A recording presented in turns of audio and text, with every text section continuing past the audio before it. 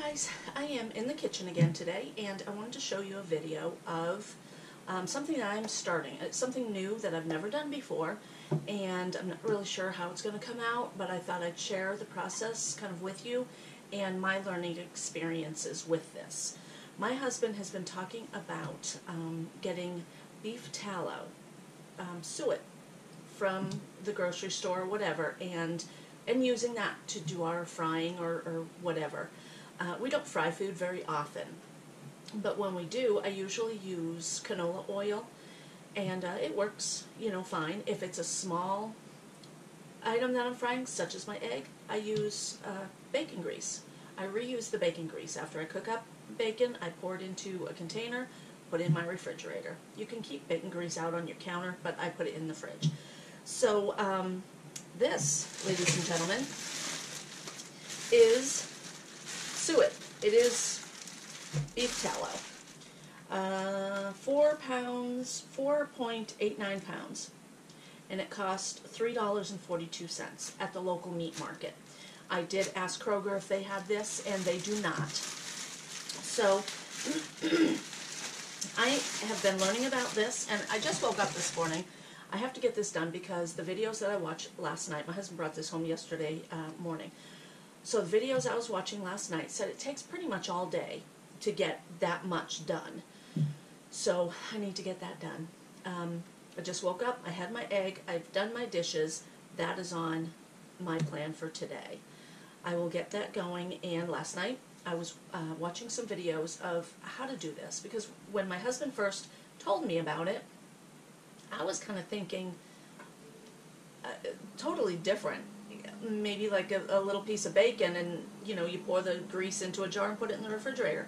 I wasn't thinking of this.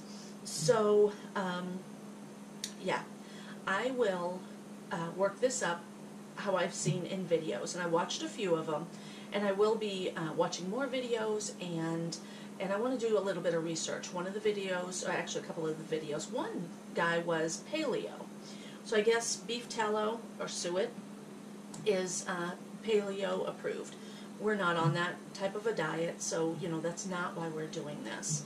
But he was talking about the nutritional values, and the other video as well was talking about good nutritional values. And I know a lot of people are afraid of fried foods or eating too much red meat because it clogs arteries and such like that. There's a lot of different thoughts on those, and I'm not going to get into that. That's not what this video is about. This is about me showing you what I'm learning and how I am going to work up this big huge hunk of basically fat. Some of the videos that I did watch, they were talking about the tallow around the liver, and there was another organ. I can't remember which one it was, but those are the best meats to get, the best fat to get. I don't know what this is, but I will go to my meat market and see if they know. They might not know because it's in their freezer or refrigerator, wherever they keep them.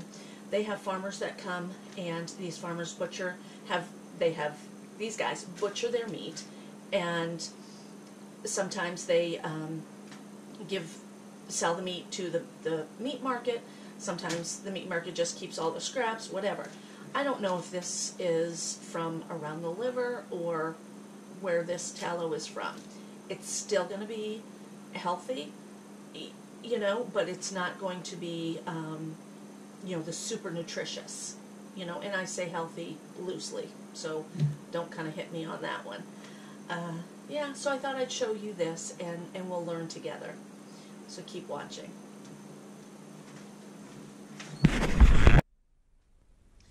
Okay guys, I think I'm ready to cut my suet here. I'm going to put it in my cast iron pan. I thought that would be a good enough pan to put it in. You want something deep. You can also do it in a crock pot, is what they say. So I might do a little bit in the pan, a little bit in the crock pot. Get my apron on. I am not ready.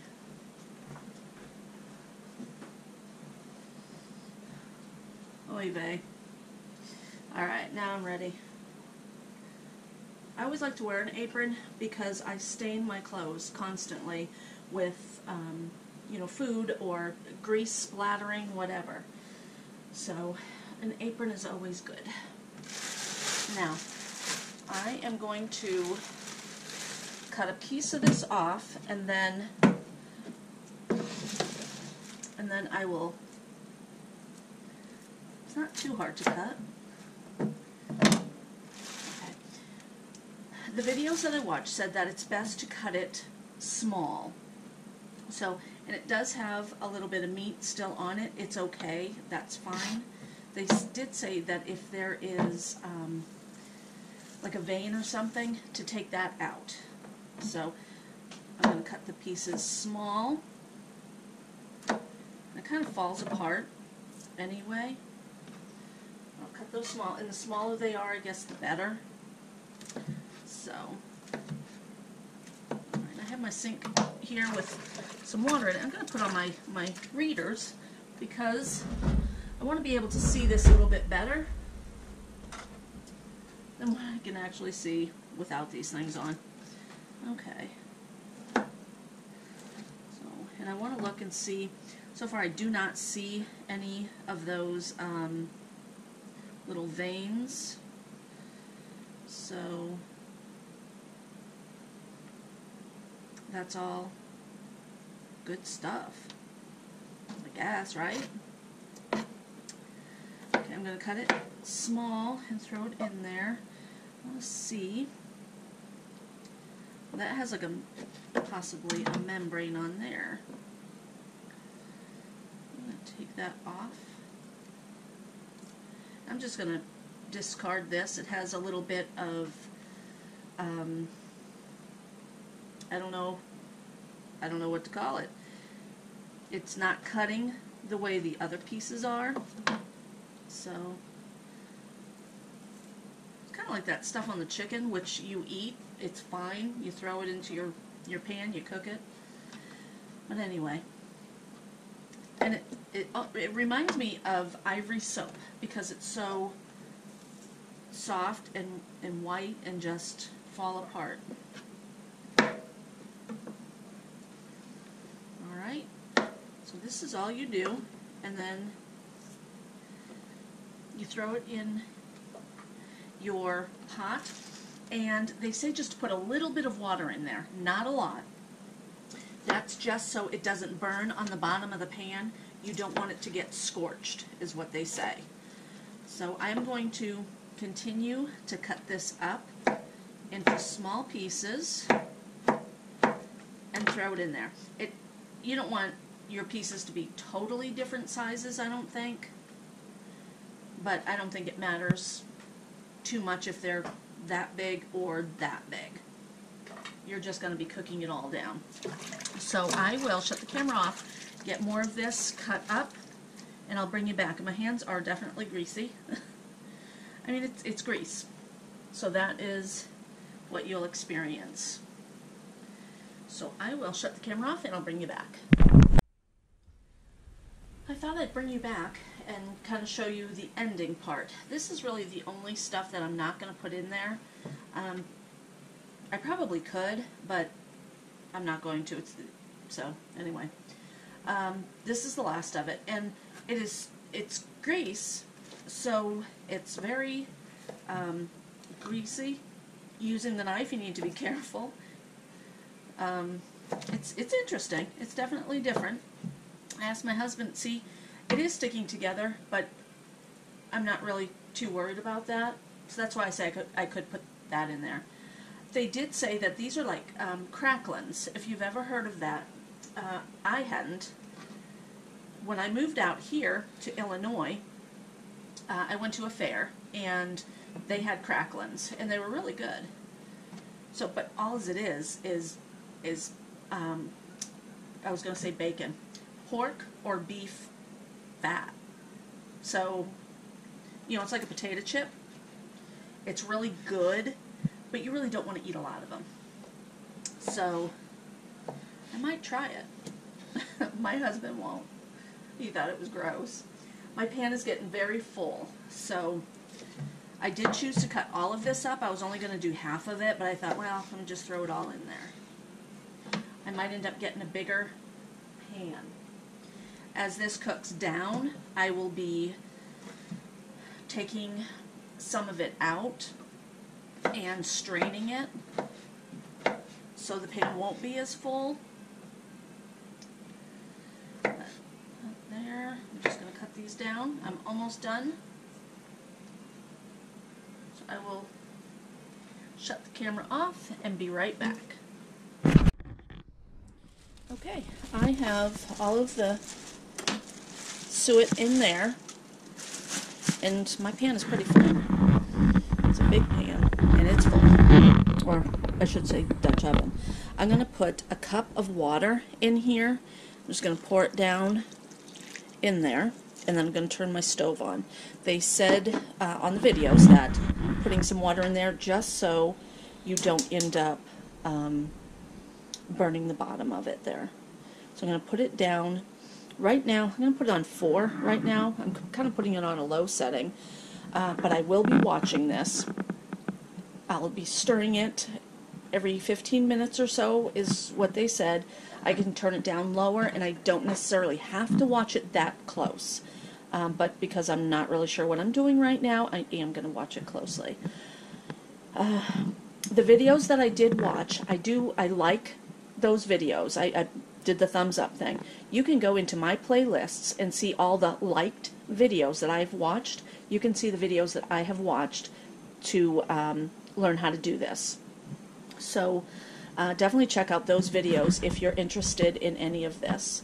There's a lot of good about cooking with a beef fat rather than cooking with canola oil or some other processed oils. So that's why we're going to give this a try. Okay, you really got to keep your eye on this, I find. I'm going to turn this down. I can hear it bubbling. It's been probably about 10 minutes. I turned it down to 2. And I'm going to toss this around. And look at that. There's already fat in there mixed in with the water. So it's getting there.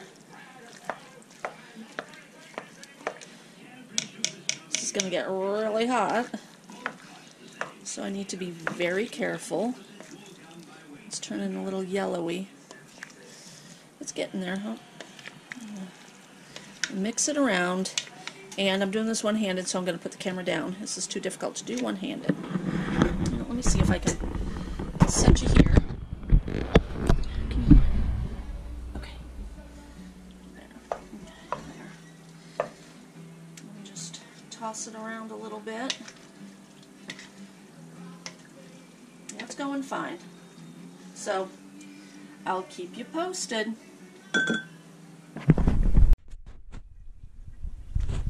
Well, folks, it's been about an hour, and this stuff here is still rendering down. I had the lid off for a little while, and then I realized I probably need the lid on. I've watched a couple of videos again that I watched last night, and the one girl said that hers took only an hour and a half. She had, I think, 3 pounds. This is almost 5. So, and hers was always covered. So I thought I would keep this covered. And I'm still going at it. And these gloves here are awesome. I have 2 pair of these. One pair I got from friends that are like a mitten. These ones here are good for the grill. And I wanted to use these because this is going to get really hot, and I thought this would be good if the grease gets on here. These here are a little bit more, I think, stable. So I like these. I might need to become an affiliate of Amazon. Well, I think this is cooked down enough.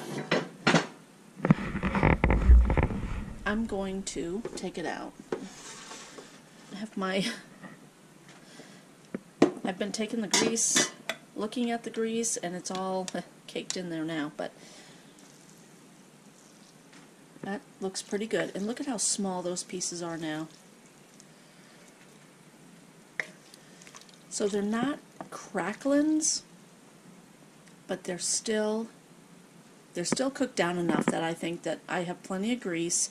This is going to, that's going to make a lot of jars.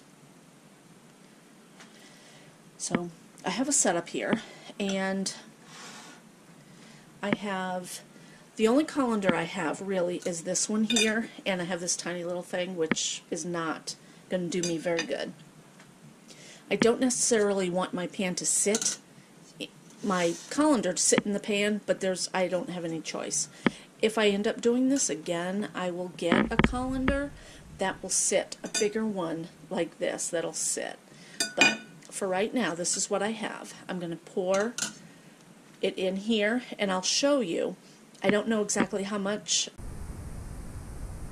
I don't know how much of this I'm actually going to video, because this is hot oil and I don't want to do too much, you know, videotaping and all that. But I'm going to pour stuff in here and then put my colander over here. I also have cheesecloth, and I will end up putting the pieces through the cheesecloth. These pieces here I'll end up putting into the cheesecloth, and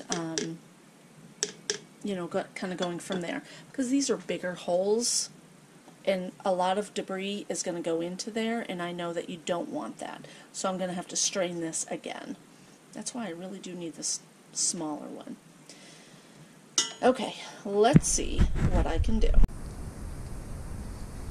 When I'm ready to put my grease into, or my tallow into a container, I'm going to use this here. They're Pyrex glass bowls, and then it has a lid. I can put this in the refrigerator. I can put it in a cabinet.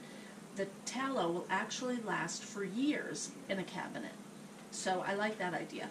But I want to put it into these glass jars. I could put it into mason jars, but it makes it harder for you to actually kind of dig it out because it will solidify. So that was my thought. Okay, now I'm going to put on, I don't necessarily know if I need my gloves. This is hot grease. I will be careful. I will. What I'm going to do, and it's already solidified in the cup here, so I am going to grab a bunch of this and put it in here. And this is what I'm going to do.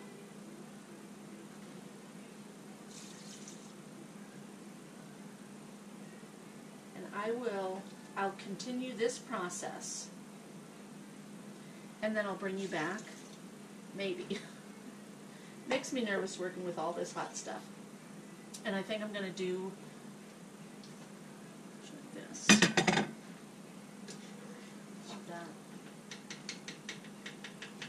And then put,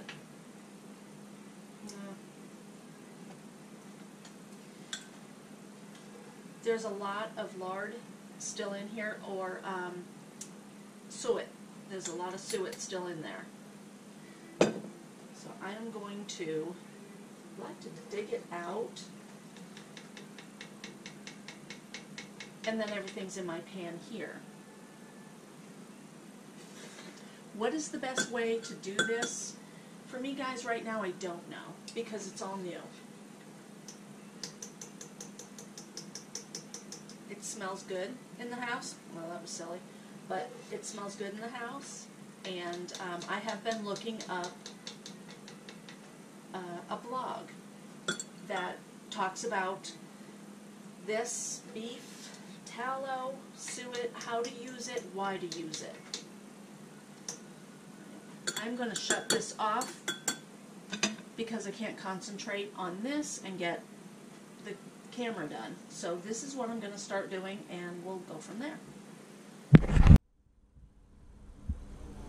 So this is what I ended up getting from all of the meat that I had, all of the fat that I had in my container here.